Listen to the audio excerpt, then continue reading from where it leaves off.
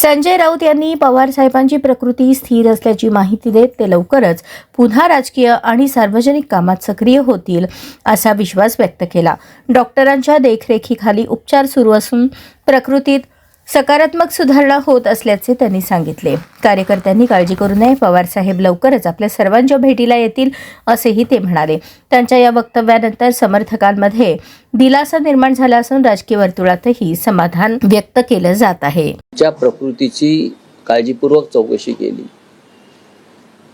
माझ्याशी ते बोलले अनेक विषयावर, हे खरं आहे।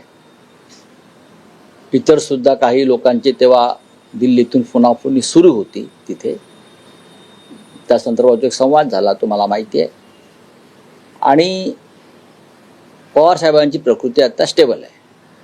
काही चाचण्या त्यांच्या थोड्या आजूबाजूकडे होतील आणि ते घरी जातील। त्याला ताबडतोब घरी जायचं आहे, पण डॉक्टरांनी त्यांना थांबवलेलं आहे, कुटुंबानं थांबवलेलं आहे आणि लवकरच ते पूर्ण बरे होतील आणि सक्रिय होतील असं मला एकंदरीत त्यांच्याशी बोलताना जाणवलं।